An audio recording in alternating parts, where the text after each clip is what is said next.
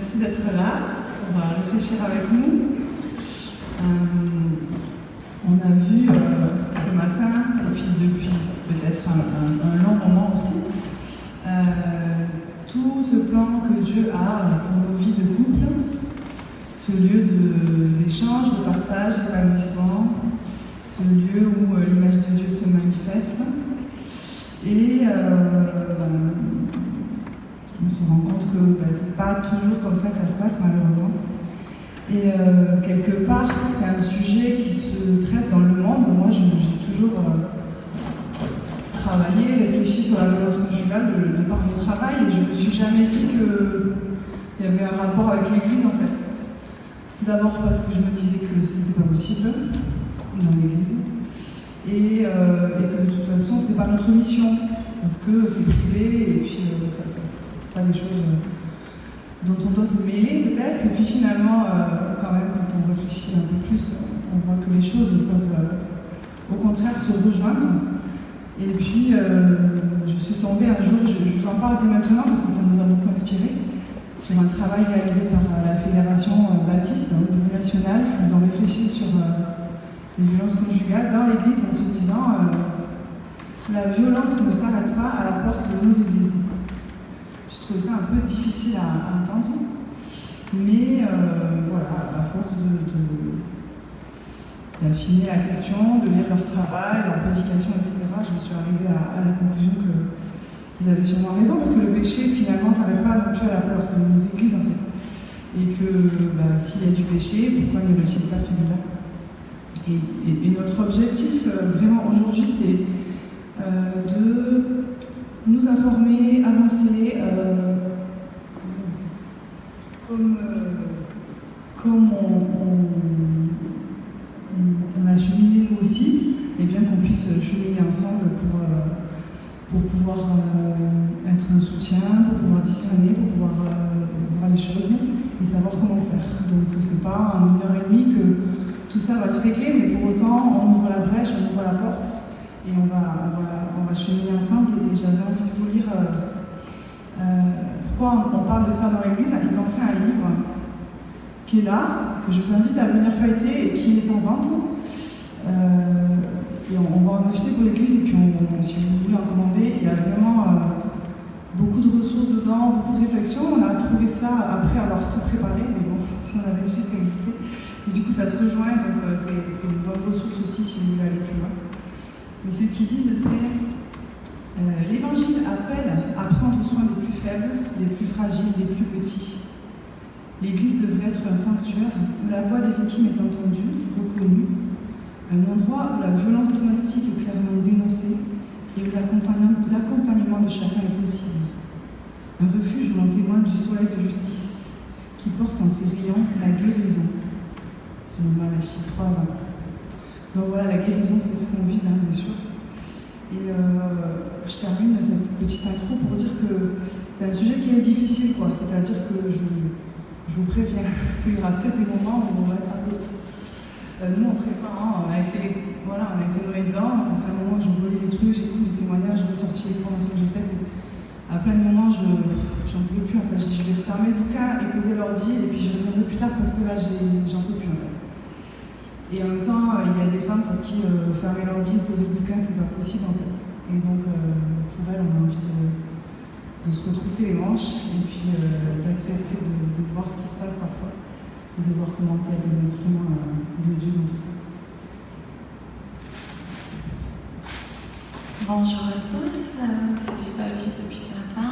En fait, merci d'être là.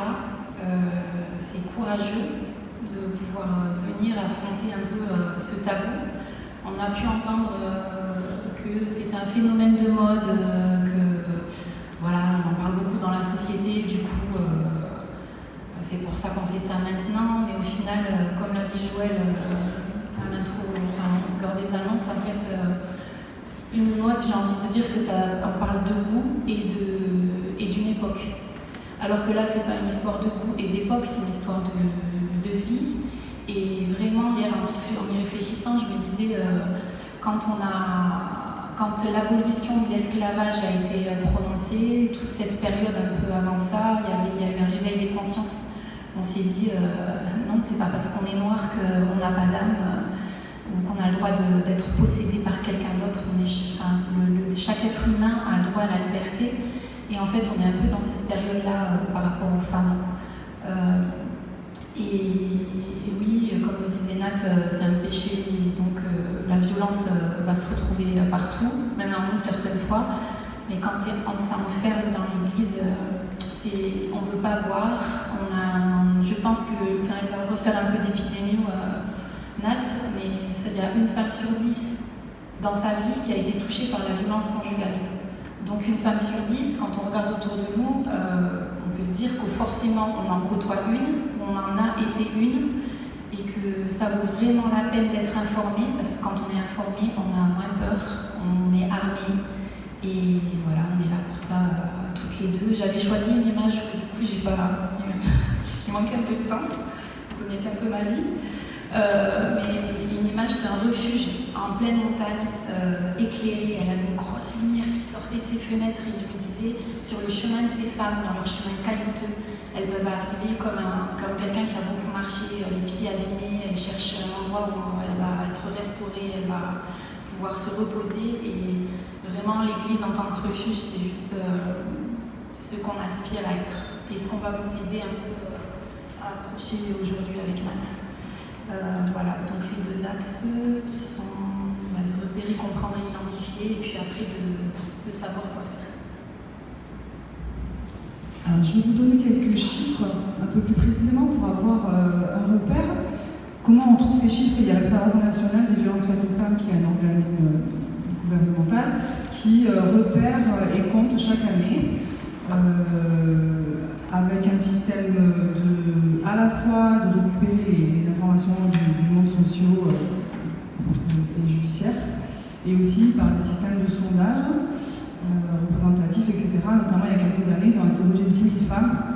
Donc quand on sait qu'à partir de 1000, on commence à être bien représentatif, c'est des chiffres qui sont assez fiables et qui rejoignent d'autres sources et d'autres informations. Donc voilà d'où viennent les chiffres en gros. Donc, chaque année, il y a autour de 200-220 000 femmes qui sont victimes de violences. Ça représente, en France, ça représente 1 à 2% des femmes qui sont en couple hétérosexuel. Et là, on parle des violences physiques. Hein. Voilà. Donc, je vais vous détailler après les genres de violences qu'il y a, mais si on arrive aux violences psychologiques, on serait autour des 7%, c'est-à-dire 1 à 2 millions de femmes. Violences sexuelles, c'est 1%, donc on se retrouve à peu près dans les 200 000 dont on a parlé tout à l'heure. La moitié d'entre elles vont faire aucune démarche. Un quart vont aller voir un médecin ou un psy, et puis il y en a à peu près 20% qui vont se diriger vers une mesure judiciaire. Et sachant qu'on a à peu près 100 000 condamnations par an, donc 200 000 cas, 100 000 condamnations, non pas 100 000 condamnations, je dis une bêtise, 18 000 condamnations. Voilà. Donc on est à 10% de condamnation à peu près par rapport au nombre de cas, sachant qu'il n'y a pas des plaintes pour tout, mais voilà, c'est pour se dire que le côté la qu'à porter plainte, la justice en fait n'est pas forcément la réponse la plus efficace et la plus adaptée. Je ne dis pas qu'elle ne l'est pas, je ne dis pas que c'est inutile. Il y a des cas où il n'y a que la justice qui pourra intervenir, mais si on en parle et si on y réfléchit, c'est que la justice ne fait pas tout, quoi. Voilà. Donc, en fait, on va parler beaucoup de violences faites aux femmes, et je vais quand même, ça peut arriver dans le sens, hein, c'est quand même une réalité, mais la différence fondamentale et la raison pour laquelle on va souvent, dans nos images, etc., parler plutôt des violences commises par les hommes faites par les femmes, c'est qu'on a 88% des plaintes qui sont faites par les femmes et 96% des condamnations qui sont des hommes qui sont condamnés.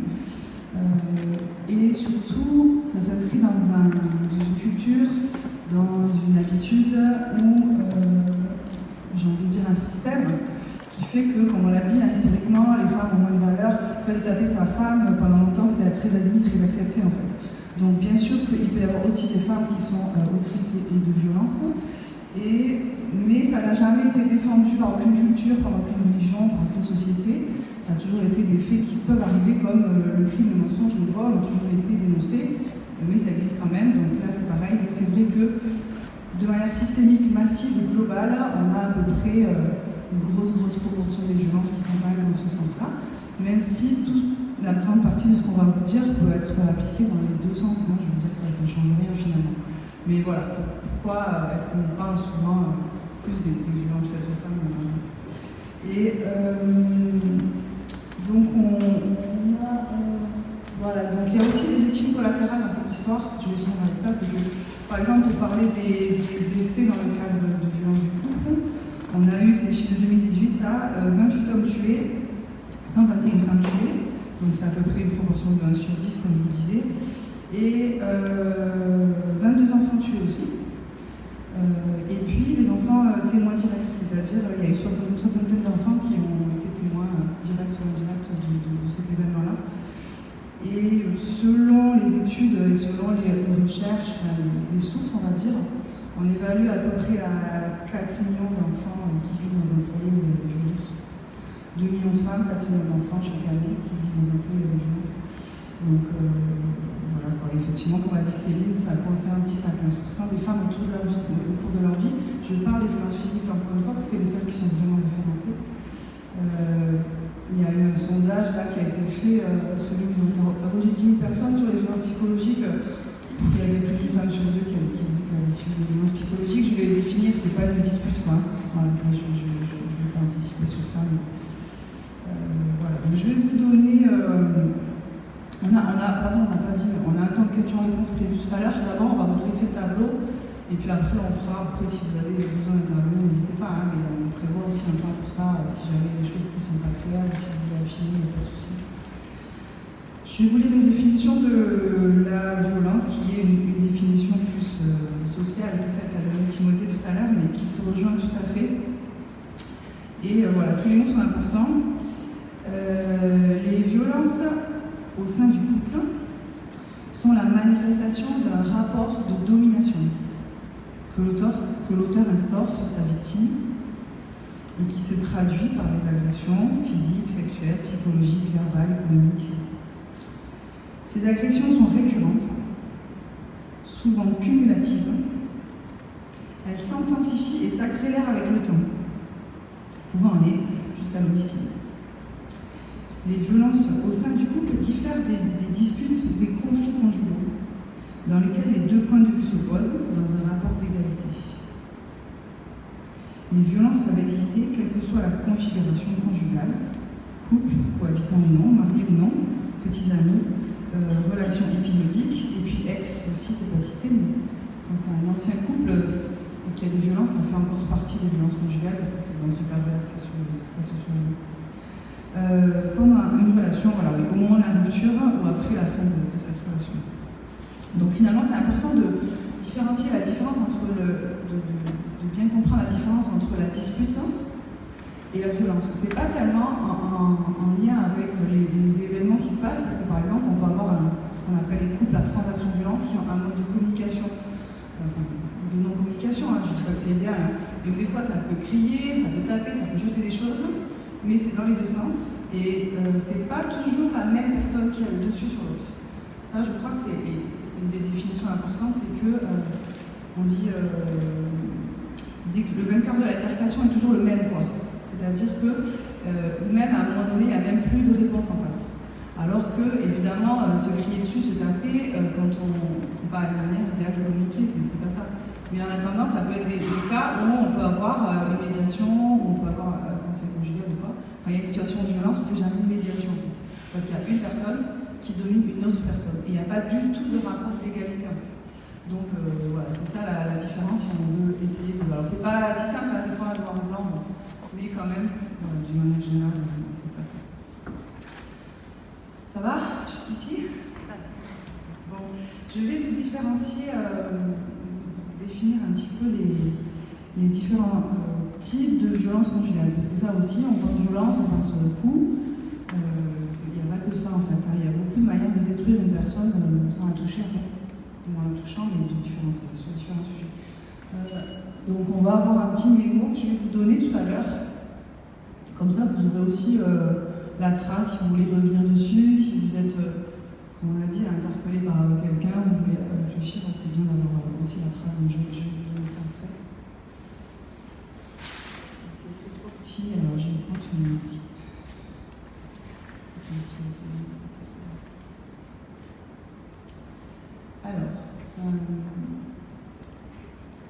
La violence psychologique, comme je vous disais tout à l'heure, c'est pas une dispute, c'est pas tu m'as saoulé, c'est pas j'en ai marre que tu fasses jamais la vaisselle. On est dans l'humiliation en fait. C'est-à-dire on est dans tu vaux rien, tu es nul, tu fais jamais comme il faut, tu vois bien que tout le monde te déteste parce que de toute façon tu ne sers à rien. On est dans nier les compétences et les capacités, on est dans déformer la relation, la vision, la réalité de la personne, ça aussi c'est très important. Il s'est passé quelque chose, mais non, tu vois bien que c'est pas ça, n'importe quoi, mais tu comprends rien quoi. Tu vois bien que c'est pas ça qui s'est passé. Jusqu'à tellement amener des fausses informations, des fausses idées, c'est ça la manipulation. Et puis bien sûr, je crois à peu près être certaine que toutes les personnes qui m'ont parlé de leur situation de violence conjugale, à un moment donné ou à un autre, elles ont entendu « tu es folle ». Tu es folle, tu vois bien que tu es folle, parce que de toute façon tu dis n'importe quoi en fait. Ce que tu es, ce que tu dis n'a pas de sens. Donc ça c'est la violence psychologique. Voilà, pour arriver à comprendre que les mots tuent quoi. Quand on dit les mots tuent, c'est des réalités. Voilà. Alors, la violence technologique, on en parle un peu plus maintenant pour les jeunes générations.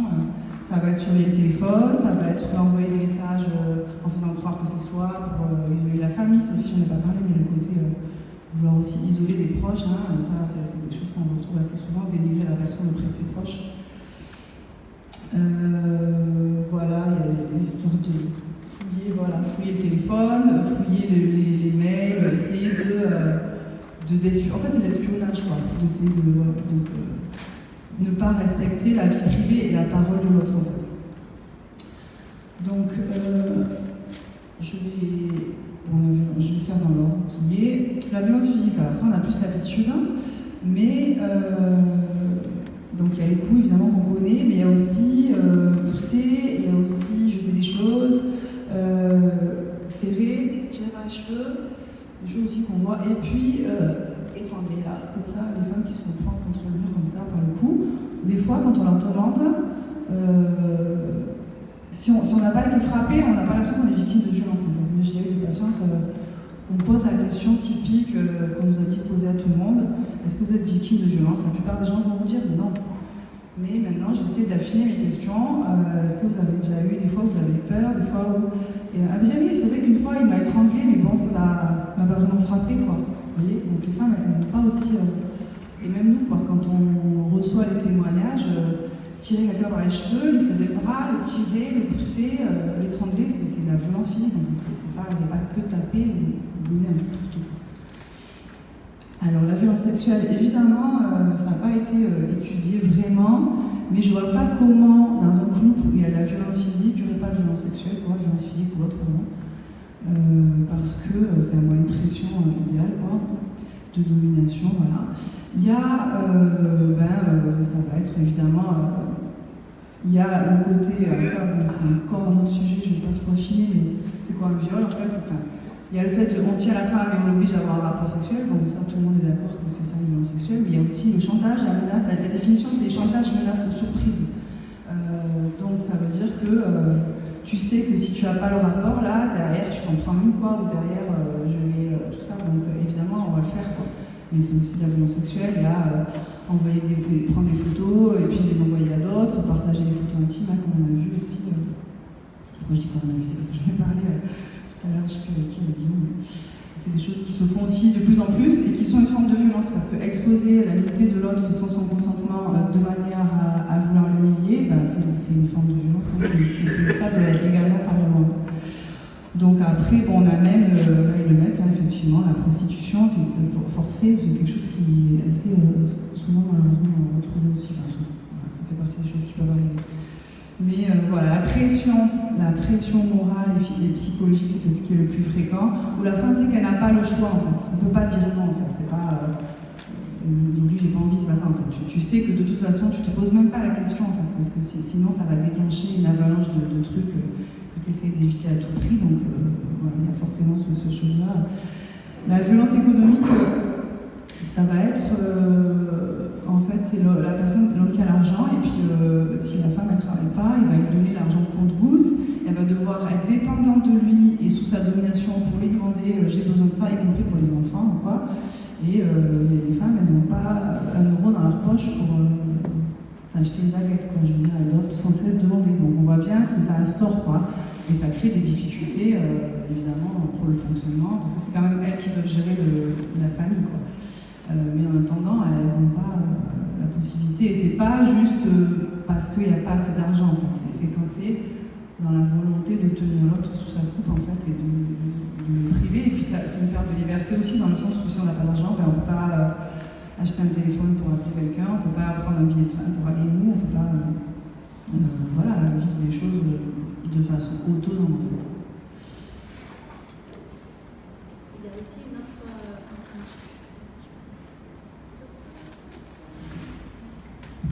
Ah, ça y est. Ok, il y a aussi au niveau économique une autre forme qui est la richesse de la femme ou de la victime qui est totalement sous contrôle de son agresseur, hein, du conjoint du coup. Donc en fait, elle n'a plus de liberté du tout, alors que c'est bien, elle travaille, elle peut avoir un gros salaire, et en fait, tout va être absorbé par son agresseur. Il y a cette forme-là aussi économique qui est terrible, parce que du coup... tu n'as même, enfin voilà, il n'y a plus de conscience que le bien est à soi, il appartient d'abord à l'autre.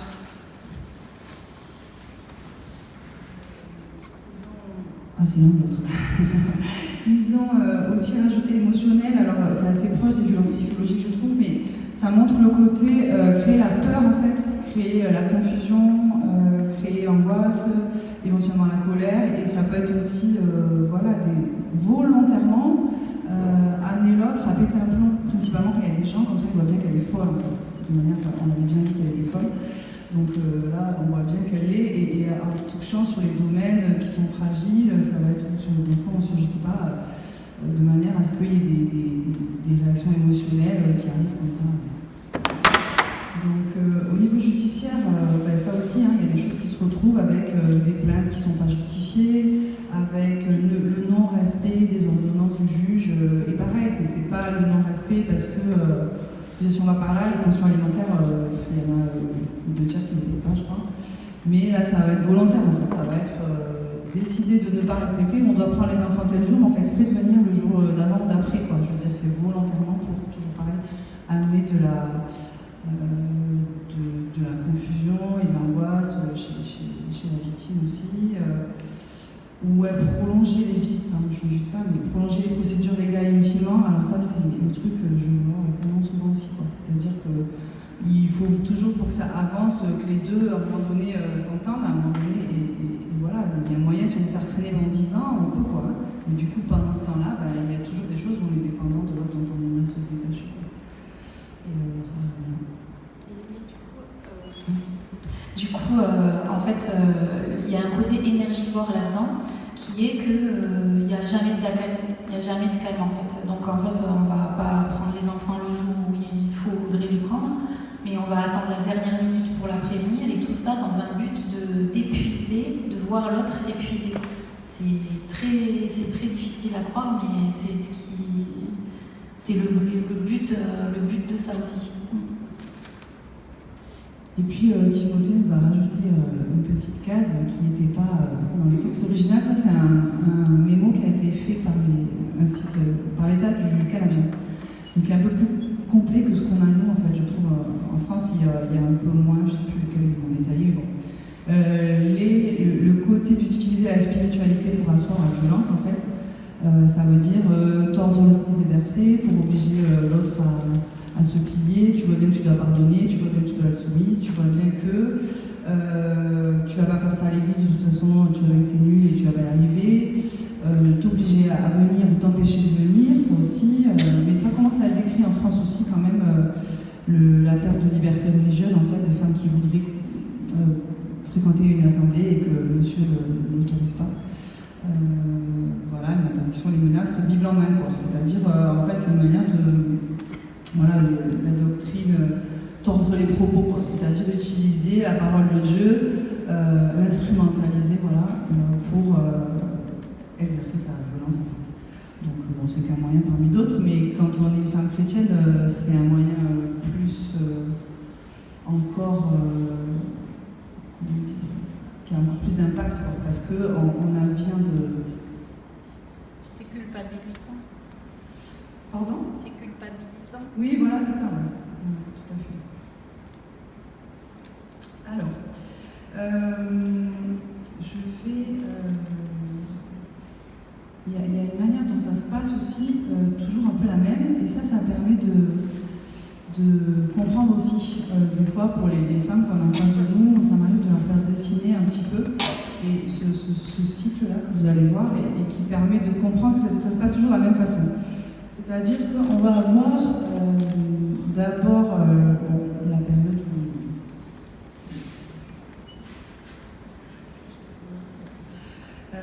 donc il y a l'agression, la crise, l'événement violent, donc qui va prendre une forme ou une autre, qui va être différente. Ensuite, la personne va se justifier, parfois va demander pardon, ou bien souvent d'abord tu vois bien c'est ta faute, aussi tu m'as poussé à bout, parce que si tu n'avais pas fait ça, tu m'aurais pas mis dans cet état-là, tu sais bien que quand tu fais ça, ça me fait ça, et que je ne peux pas m'empêcher d'eux. Voilà, ça c'est la justification. Et à un moment donné, effectivement, on va arriver, non mais je regrette, pardon, je suis désolée, donc ça c'est le truc typique, hein, je suis arrivée avec son bouquet de fleurs, et il veut vraiment se faire pardonner, parce que je pense qu'il peut y avoir, alors, soit il y a un vrai regret, de pardonner entre au début, soit c'est la manipulation complète, mais ça c'est difficile à définir en tout cas de l'extérieur. Et puis après il y a la lune de miel. La lune de miel, tout va bien quoi, c'est gentil, ça se passe bien, on est tranquille et tout. Et ça fait du bien, on se dit ça y est, c'est bon, c'est fini quoi. Ça y est, enfin c'est terminé en fait, il ne va pas le refaire. Et puis il y a la mise en tension qui remonte, c'est-à-dire qu'il commence à y avoir des petits événements, des choses, etc. Et puis de nouveau, il y a un événement violent qui se produit en fait. Et ça, souvent, je leur fais dire aux femmes, je dis, mais alors, quand il se passe ça, il se passe quoi après ? Ben, il se passe ça. Et après, il fait quoi ? Ben, il fait ça. Et puis je dessine moi-même, j'écris leurs mots en fait, et je fais un rond. Et en fait, on se rend compte qu'on revient au début. Et du coup, ça tourne en fait. Et ça, ce qui a été décrit, c'est qu'au début, j'ai pas mis le dessin, mais on va avoir un long espace en fait entre un événement violent et l'autre. Et la lune de miel peut être assez longue en fait. Et au fur et à mesure des années, ça se raccourcit. Et quand on est dans une violence qui est installée depuis longtemps, il n'y a quasiment plus de lune de miel en fait. Mais la lune de miel, au début, elle permet de s'accrocher, de se dire ça va s'arrêter, c'est fini. Et puis en fait, on voit aussi les qualités de l'autre et la raison pour laquelle on est avec, qui sont quand même là, quoi. Donc voilà, ça crée aussi beaucoup de confusion et d'ambivalence en fait, parce que on sait plus trop. Mais ce qui est important de retenir, c'est que la violence, c'est pas un événement en fait. Des fois, nous, on va entendre un événement, on va être témoin d'un événement ou quoi, mais c'est un climat permanent, quasiment, de plus en plus permanent en fait, avec le temps qui passe, de peur, de tension, d'insécurité, on marche sur des œufs, quoi, faut je dire. Et donc c'est tout le temps en fait. C'est pas juste le moment. Alors le moment de la crise c'est le plus dur, mais il y a tout le temps ce truc-là, quoi, qui est là en fait, qui prend toute la place finalement dans la tête et dans la vie, quoi. Et puis voilà, je vais bientôt terminer moi avec la partie peut-être la plus difficile, c'est-à-dire quelles conséquences tout ça a quand il y a des enfants dans la famille. Alors, les conséquences sur la famille en général, donc voilà, on va détailler après, mais par exemple sur les femmes, évidemment, du risque de décès, il y a beaucoup de problèmes de santé, il y a tout ça. Je suis tombée sur le fait qu'il y a 2 fois plus d'interruptions volontaires de grossesse chez les femmes victimes de violences que chez les autres. Donc voilà, donc ils sont sensibles à cette question de l'IVG aussi. Alors la grossesse c'est souvent un catalyseur, il y en a 40% des cas, ça démarre pendant la grossesse. Je n'ai pas encore vraiment élucidé le mécanisme, mais il y a un tiers qui arrive, qui va s'interposer probablement. Pour les enfants.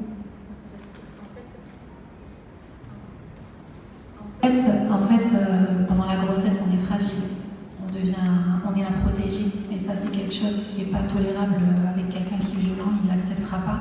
Plus il y aura de la fragilité, et plus ça va dégager en lui un désir de dominer et d'écraser. Et c'est... on imagine bien que tout ce dont on a parlé là, quand les enfants sont au milieu, c'est compliqué, quoi. Donc là, vous avez le cycle de la violence qui a été repris sur le revers de l'enfant. Et on n'arrive pas à lire. Je vais quand même vous les retrouver, les textes. Ouais, je l'ai dans mon... Ouais, merci. Donc, la crise d'éclatement. Quand mon père crie après ma mère, mon cœur bat très fort, je ne peux plus m'endormir. Justification, responsabilisation, je me sens mal, je me demande si c'est à cause de moi. Parce qu'évidemment, vous savez bien, les enfants, quand il se passe quelque chose, ils ont toujours l'impression que c'est leur faute. Lune de miel, rémission. Bah, c'est pareil, hein. Des fois je m'entends bien avec mon père, des fois on s'amuse beaucoup ensemble, je sais qu'il m'aime. Et puis le climat de tension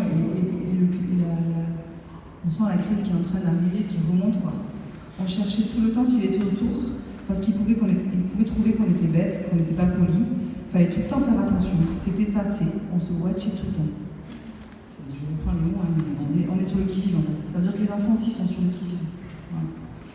Et donc, on imagine bien, voilà, je ne vais pas vous détailler tout, moi j'ai fait 4 jours entiers de formation sur ça, c'était difficile quoi, mais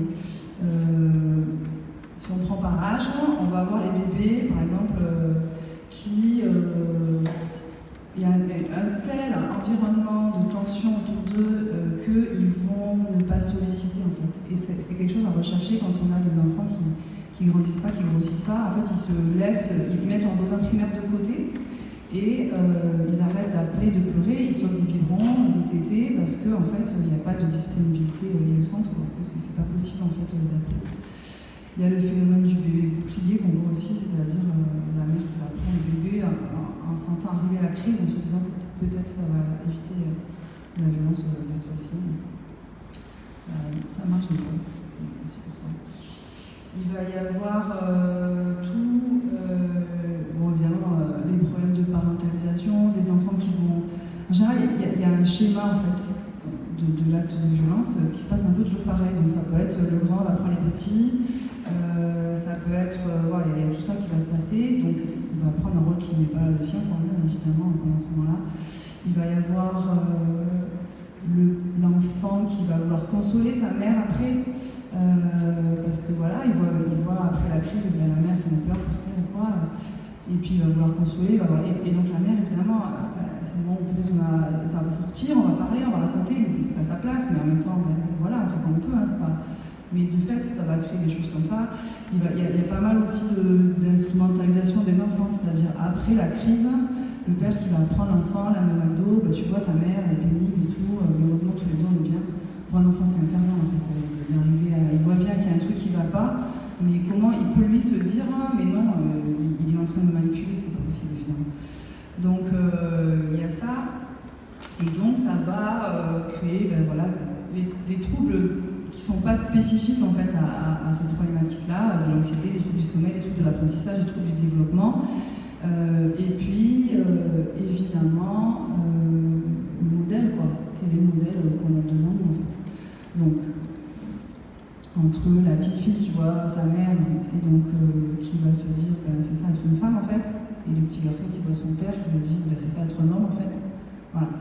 Ça, c'est des choses qui, malheureusement, peuvent durer dans le temps. Il n'y a pas de fatalité, c'est-à-dire qu'on sait que si les choses ont été nommées, travaillées, qu'à un moment donné quelqu'un a pu, on va dire, que ses enfants ont pu prendre conscience du fait que ça n'est pas normal, c'est de la violence, il fallait pas fonctionner comme ça, et on peut arriver à s'en détacher. Il ne faut pas se dire, voilà, un enfant qui a vu de la violence, il va forcément être violent, il n'y a jamais de fatalité dans tout ça. Mais on sait que c'est quand même un facteur favorisant, c'est quand même une réalité. Quand on a ce modèle devant là, si personne vient le défaire, ça va être difficile de s'en détacher. C'est aussi pour ça qu'on veut défaire aussi ce modèle-là, parce que c'est des choses qui peuvent perdurer pendant très très longtemps, quoi, hein. Je veux dire, si à un moment donné, il n'y a pas quelqu'un qui pose la lumière aussi, pour dire non, en fait, c'est pas comme ça qu'on est un homme, c'est pas comme ça qu'on est une femme, c'est pas comme ça qu'on fonctionne, quoi. Voilà. Donc, parce qu'on sait aussi que beaucoup de personnes qui sont dans des situations de victimes, quelles qu'elles soient, elles ont aussi souvent eu des choses avant. Enfin voilà, c'est des choses qui peuvent se perpétrer, mais en même temps, comme j'ai dit, si on met la lumière dessus, ça peut vraiment changer la donne, quoi. Donc, par rapport un peu à ce qu'a dit Timothée ce matin, c'est vrai qu'un enfant a besoin d'un père et d'une mère, et c'est vrai que le couple a été restauré par Dieu, mais on voit bien qu'un enfant qui se construit dans un environnement comme ça, c'est juste pas possible en fait. C'est juste pas possible de se dire il est mieux là. Non, en fait, il faut d'abord le mettre à l'abri et le protéger parce que ça a des conséquences sur toute sa vie. Et même si on peut travailler des choses et revenir dessus, ça va demander, voilà, pour la femme comme pour les enfants, un travail et une énergie énorme pour guérir en fait. On parlait de guérison tout à l'heure. Ce sont des blessures qu'il va falloir guérir et c'est très, très compliqué. Voilà. Au niveau de la violence par rapport aux enfants, il y a aussi la décharge violence sur l'enfant, direct. Dans une crise, en fait, on va donner un coup à l'enfant plutôt que de frapper madame en disant « Regarde, à cause de toi, elle a pris un coup ». Voilà, ça c'est un truc qui peut aussi... Du coup, c'est lui qui a le bleu, c'est pas elle. Enfin, au niveau du réveil de la conjointe, c'est...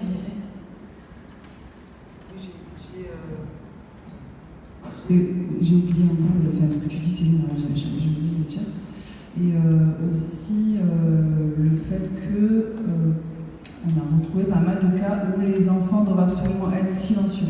S'ils ne sont pas silencieux, ça va être la crise. Et donc on a des cas de violence de la mère sur les enfants en fait qui vont être la conséquence quand même de... Il faut absolument qu'ils se taisent quoi. Et des enfants qui se taisent, c'est pas possible en fait, hein, pour tous les gens qui ont des enfants, vous le savez. Donc ça fait partie des choses, effectivement, où les enfants peuvent être physiquement impactés, soit par le père directement, parce que quand même, alors tous les pères violents ne vont pas frapper leurs enfants, les maris violents ne vont pas frapper leurs enfants, mais c'est quand même plus fréquent que, voilà, que si ils n'étaient pas violents, ça c'est clair, quand quelqu'un est violent et qui n'arrive pas à gérer ses émotions et qui s'emporte, il a plus de chances aussi d'être violent avec ses enfants. Mais voilà, par ricochet, par la mère aussi, c'est des cas qu'on retrouve. Donc voilà, c'est fou, je crois que j'ai fait le tour. C'est bon. Oui, en fait, on va faire un petit retour en arrière au niveau de la boucle de la violence. Là, vous vous rappelez du cycle dont a parlé Nathalie. Au final, il faut imaginer que cette victime, elle va se prendre des coups en non-stop. Donc, quand elle va essayer de se relever, une fois qu'elle va être un peu debout, le prochain coup, la prochaine humiliation, elle va revenir. Et du coup, il va y avoir un démantèlement psychique, une chute complète de la confiance en soi.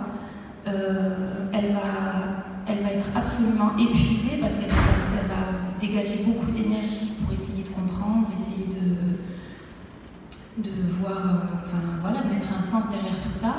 Et on va avoir quelqu'un qui, petit à petit ou assez brutalement, va complètement changer physiquement. J'ai envie de vous parler maintenant en fait du profil de la victime. En général, c'est des femmes il y a beaucoup de femmes qui sont empathiques, elles ont tendance à la culpabilisation, elles sont altruistes, elles sont désireuses de bien faire. Et ça, si on pense à nos milieux chrétiens, on voit qu'il y a quand même un terreau propice à ça. Et les professionnels, on voit qu'un des facteurs de risque de la violence conjugale, c'est le fait d'avoir une religion. Parce qu'on va on va être soumise, on va avoir cet objectif de construire sa famille, on va l'avoir beaucoup à cœur, une place pour le mari aussi importante, et puis une crainte de Dieu, on va avoir tendance à revenir, à se remettre beaucoup en question. Et on imagine juste qu'elle se prend ce cycle-là et qui s'accélère avec le temps. Et donc, les signes qui peuvent nous alerter, je vais vous en donner quelques-uns.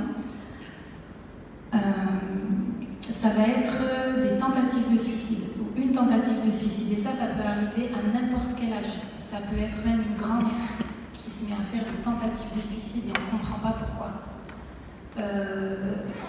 Ça va être des idées suicidaires, de l'automutilation. Donc ça va être une envie de mort, une sensation de mort imminente constante qui fait que la personne, elle va plus en pouvoir, chrétienne ou pas, qui aime Dieu ou pas.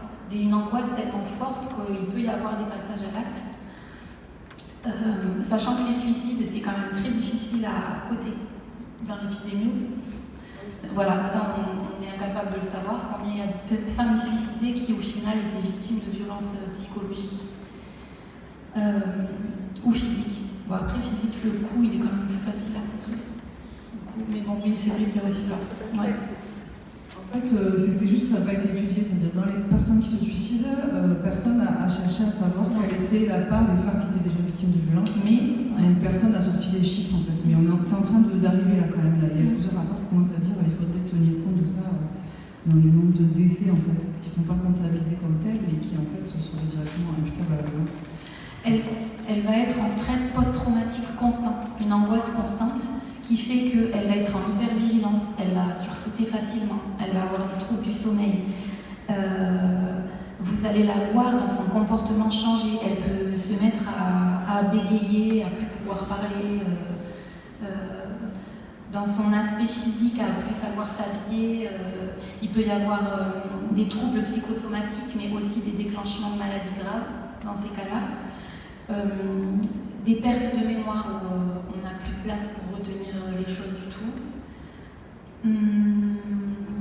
Des crises d'anorexie ou de boulimie, les cauchemars, l'état d'anxiété, de panique, avec des phobies qui d'un coup apparaissent, des hurlements pour rien, enfin des hurlements de peur pour rien, c'est parce qu'elle a été beaucoup trop persécutée mentalement ou physiquement. Voilà, et ça dans la brochure des églises baptistes, vous pouvez retrouver les signes en fait, et c'est très bien expliqué. Tim, tu peux mettre l'image? Ah, super. Donc en fait, le cycle fait qu'à chaque crise, il va y avoir un fil comme une toile d'araignée qui va se créer petit à petit, et c'est ça qui est compliqué, c'est que c'est très insidieux. On ne va pas du jour au lendemain se retrouver sous emprise psychologique de quelqu'un qui va absolument tout contrôler.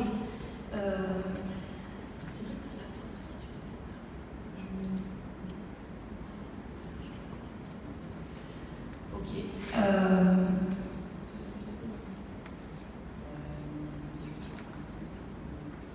Ok. En fait, donc elle va être petit à petit, elle va se retrouver prisonnière mentalement, cette personne, par qui elle va devoir penser, par qui elle va devoir agir, parce que tout ce qu'elle va initier sera détruit.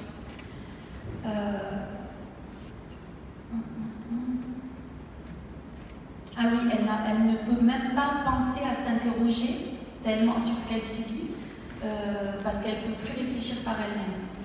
Donc, cette toile d'araignée, elle est très importante à savoir et à avoir en tête quand on s'approche de cette situation. Parce qu'aussi longue a été,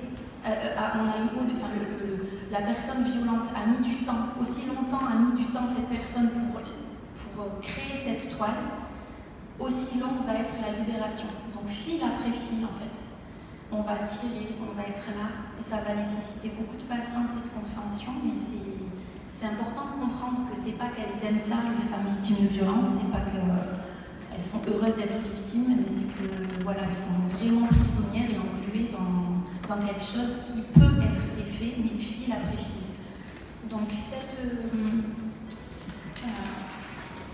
cette image, vous voyez en haut à gauche les pressions sociales. En fait, ça va être les proches. Qu'est-ce qui va faire qu'elle ne peut pas se réveiller? Les proches vont lui faire des pressions pour que le couple reste uni, pour que la famille reste intacte. Il y a un point à droite là sur les enfants. En fait, elle va craindre la conséquence de la séparation sur ses enfants. Donc ça va être aussi un autre fil dont va jouer la personne violente.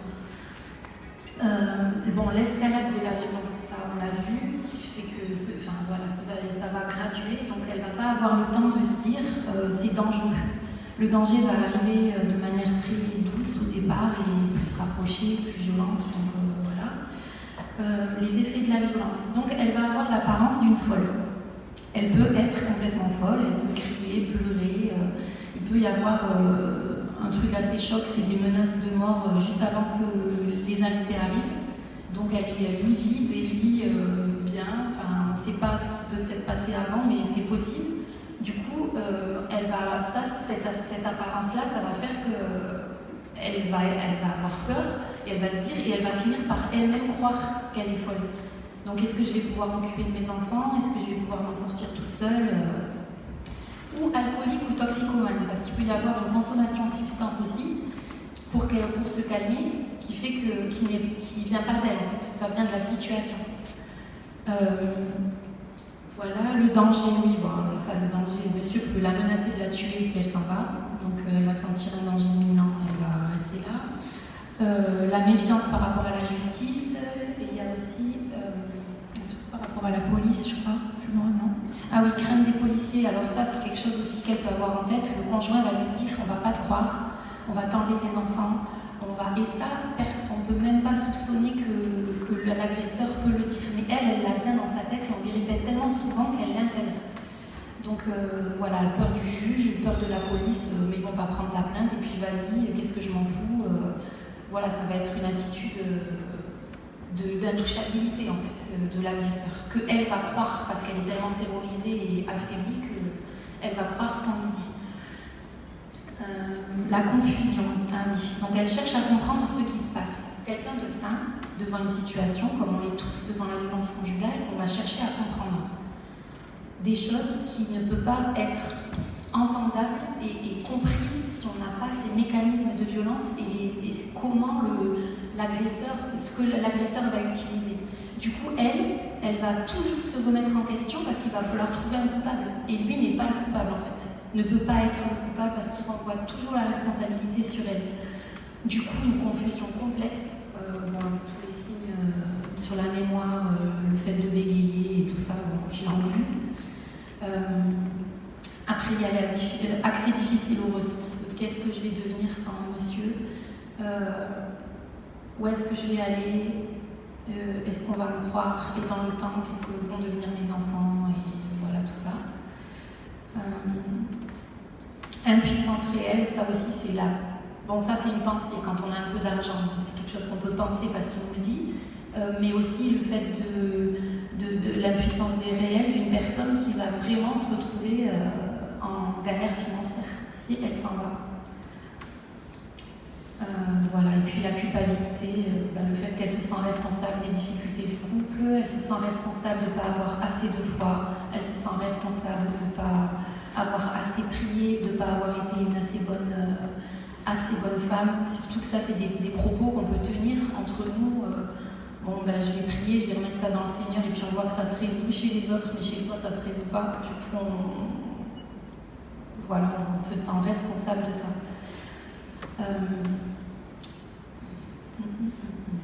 Oui, alors il faut bien garder en tête, maintenant qu'on a vu la toile d'araignée, que il faut savoir que les proches et les intervenants vont dépister les violences avant même que la victime s'en rende compte. Donc, une fois qu'on l'a vu, c'est pas en lui disant t'es victime de violence qu'elle va s'en rendre compte en fait, parce qu'elle est dans cette culpabilité et cette place de responsable de ce qui se passe. Et elle a une perte totale de confiance en elle, ça je vous l'ai dit. Il y a 3 remises en question qui, à partir du moment où vous vous rendez compte qu'il y a de la violence conjugale, qui sont intéressantes. Il y a la remise en question que la personne va vivre, qui va être personnelle. Et là, elle va être dans le processus de pliage. C'est une suradaptation pour éviter les problèmes. Alors ça va être énergivore, elle va changer complètement son comportement pour répondre au plus vite aux attentes de son partenaire, pour éviter de déclencher des crises, d'avoir des remarques, d'avoir des humiliations constantes. Et à ce stade-là, elle va vous dire que c'est des chicanes de couple, des problèmes conjugaux, comme tout le monde en a. Elle a juste besoin d'être écoutée et accueillie et d'être comprise dans son point de vue. Si vous avez déjà vu qu'il y a des violences, n'allez pas plus loin que juste accueillir ce qu'elle est en train de vous dire. Après, je vous donnerai 2-3 clés pour commencer à réveiller un peu et qu'elle passe à l'étape d'après. Elle va avoir besoin d'exprimer des sentiments que vous n'allez absolument pas comprendre, qui sont complètement contradictoires et qui vont avec l'image de ce qu'elle dit, avec des phases de chaud-froid comme ça, émotionnelles, qui rend fou. Et elle a besoin d'être inspirée. dans le sens où elle se dit qu'elle est une mauvaise épouse à ce moment-là. Si elle parle contre son conjoint. Donc si vous êtes à ce stade-là avec cette personne, dites-lui que vous la jugez pas et qu'elle n'est pas quelqu'un de mauvais parce qu'elle exprime ce qu'elle est en train de vivre. Et puis, donc après cette remise en question personnelle, il va y avoir une remise en question des comportements violents. Donc ça commence à glisser un petit peu. Là, elle va avoir besoin de parler toujours peut-être de la même chose et répéter toujours les mêmes événements qu'elle a vécus ou qu'elle commence à mettre en lien les uns avec les autres. Et surtout, elle a besoin d'être crue.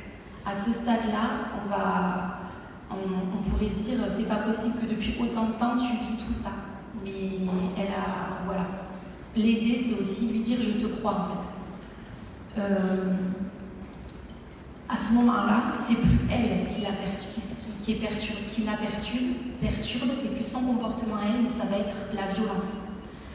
Et elle a besoin d'être informée sur la violence à ce moment-là. Donc par des sites, par des brochures, par des choses que vous pourriez vous aller rechercher auprès des personnes compétentes autour de vous, voilà, qu'elle comprenne de quel type de violence elle est victime.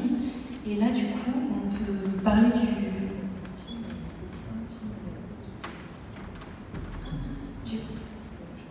Ah non, attends. Excusez-moi. Ah non, je sais pas. Voilà. Ok. Donc voilà, on vous donnera tout à l'heure un petit truc qui aide bien pour identifier la violence dont on est victime. Bon. Et après, le troisième stade, ça va être la remise en question de la relation. Alors là, c'est la phase la plus dangereuse parce que l'agresseur ne va pas supporter que la personne qu'il possède et qu'il a autant détruit puisse un jour se réveiller et se dire « j'ai le droit d'avoir une vie ». Donc à ce moment-là, il faut être très prudent. Lui, il va devenir de plus en plus menaçant parce qu'il va sentir les choses. Il risque d'un coup de retomber dans la lune de miel et donc redevenir exactement la personne qu'elle espérait qu'il soit. Et donc là, qu'est-ce qu'on peut avoir dans le processus? On va avoir un retour en arrière de la personne qui va, parce qu'elle a déjà tout donné à cette personne, retourner avec le conjoint violent. Et on va se dire, punaise, et elle aime ça en fait, elle retourne dedans. Mais c'est qu'en fait, penser, et ça aussi il faut l'avoir bien en tête, qu'on ne retombe jamais dans l'emprise dans laquelle on était. À chaque stade et à chaque pas, par la grâce de Dieu, en fait, on se libère de quelque chose qui, au final, petit à petit, avec le temps, même si on retourne avec le conjoint, nous amènera à une libération totale. Voilà. Et cette période de remise en question de la relation, elle doit être vraiment encadrée, préparée avec les personnes compétentes pour éviter tout drame.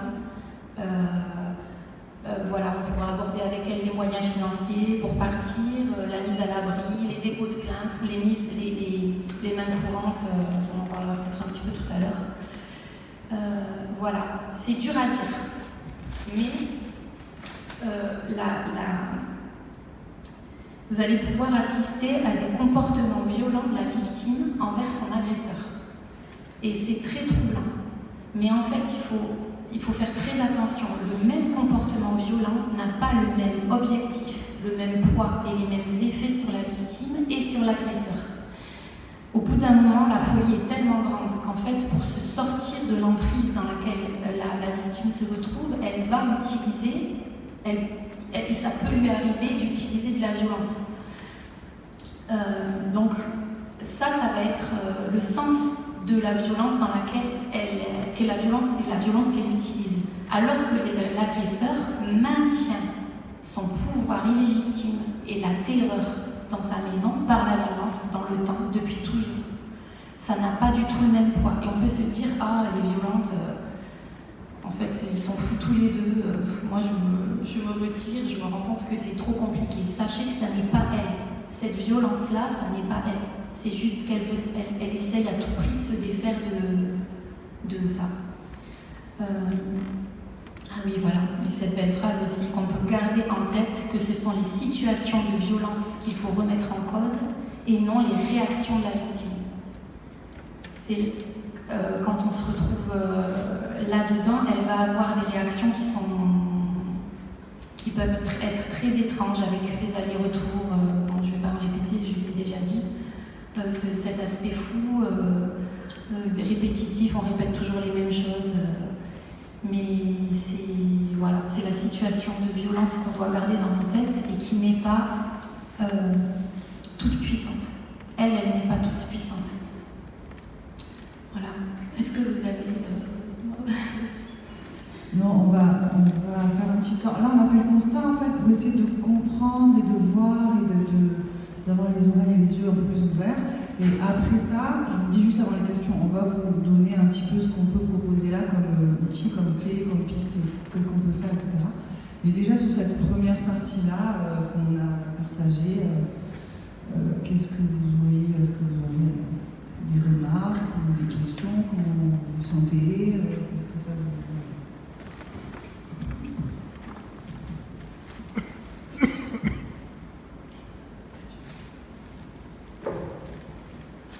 Je fais partie des intervenants aussi.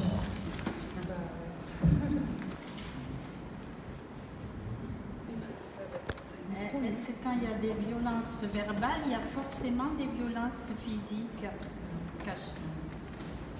Il y a forcément. Est-ce que ça peut s'arrêter qu'à ce niveau? Babette demande si quand il y a des violences verbales, il y a des violences physiques. Forcément, oui. Est-ce qu'il y a forcément des violences physiques? Non, il n'y a pas forcément des violences physiques. Ça peut tout à fait s'arrêter à... Alors verbal, on va dire psychologique pour être un peu plus large, parce que c'est pas juste les mots, c'est aussi la manière dont on les dit, ce qu'on dit. Enfin, mais bon, ça rejoint ça, mais moi je dirais que non. Bien sûr, il y a une grosse partie des violences qui s'arrêtent à la violence psychologique, parce que et c'est bien ce qui pose la difficulté, c'est qu'on a du mal à du coup discerner, et puis au niveau judiciaire c'est compliqué. J'ai déjà vu des patients qui m'ont dit, mon avocat m'a dit poussez-le à bout pour qu'il vous mette un coup, comme ça au moins à la plainte vous aurez quelque chose à dire. Voilà. Et encore aujourd'hui, un coup c'est pas suffisant. Voilà. Il en faut 2 minimum. Et puis que si vous allez à la gendarmerie, ils vont demander à ce que la victime se présente avec un certificat médical qui constate un coup. Donc en fait, cette réaction-là sous-entend qu'il y a violence conjugale que s'il y a violence physique. C'est sous-entendu en fait, mais c'est faux. C'est complètement faux. Et sachant aussi que la violence psychique, elle peut être tellement forte que quand on arrive dans la remise en question de la relation, c'est à ce moment-là, si un jour la victime arrive à ce stade, là, elle risque, ça risque d'être compliqué. Et la police en informe elle-même quand on se rapproche d'eux par rapport à des violences psychiques que, en général, les coups dans ce stade de violence psychique apparaissent quand la victime veut partir. Et puis, il y a des cas de violence psychique, psychologique, qui poussent les victimes au suicide. Donc la mise en danger de la vie est tout aussi présente dans une situation de violence conjugale psychique, verbale, relationnelle, que dans une situation de violence conjugale qui serait physique. Il ne faut vraiment pas la négliger, quoi. Et la violence psychique, donc on va se poser la question, est-ce qu'il y a de la violence physique aussi? La violence physique, elle peut être sexuelle. Et ça, il n'y a personne qui peut le dire, si ce n'est madame, en fait. Il n'y a pas de trace sur ça. Et c'est là que tout le côté sexo que Nathalie travaille est super important. Parce que, et là, il n'y aura aucune preuve. Au niveau judiciaire, au niveau, même nous, c'est des questions aussi qui sont tellement intimes qu'on n'ose pas forcément les poser. Même si des fois, la victime, elle attend que ça, qu'on puisse aborder ce sujet. Mais voilà, ça on peut pas... Je ne sais même pas s'il y a des études de fait sur le sujet. Il y a une date qui m'a absolument choqué quand je l'ai découverte, c'est la première fois où un tribunal français a condamné un mari pour viol conjugal. C'est 1993, je crois. La première fois où un tribunal condamne un mari pour viol conjugal. Ça veut dire qu'avant cette date-là, ça n'existait pas. Juridiquement. C'est ahurissant. C'est dire la mentalité dans laquelle on est par rapport à ces questions-là.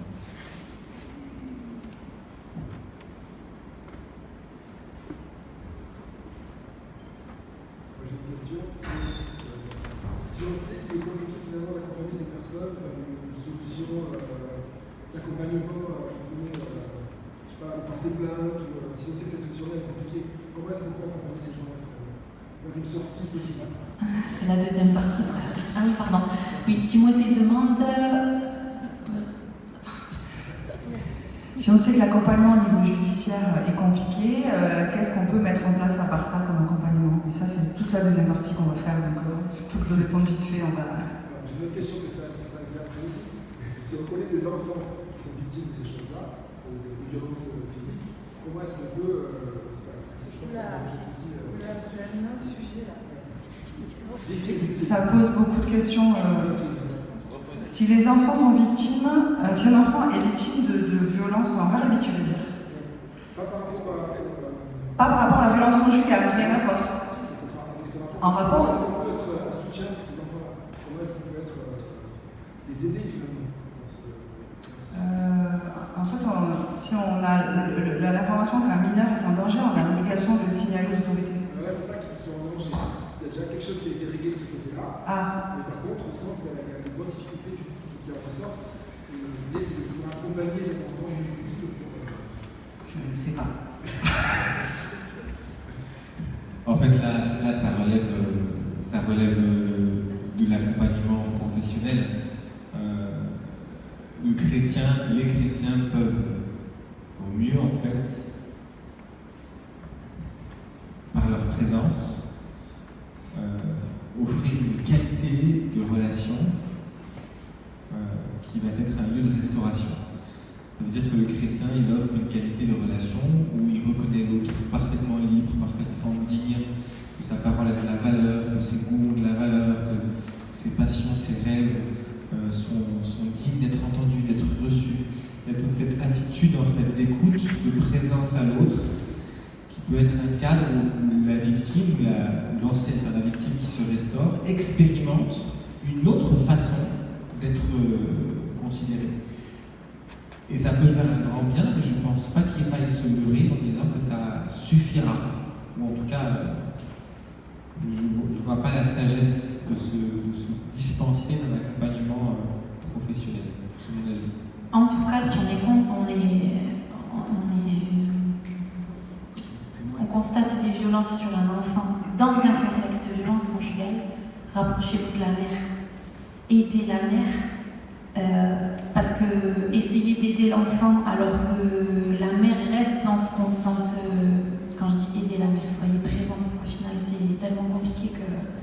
Voilà, en faisant du bien à la maman, forcément on fera du bien à l'enfant quelque part derrière.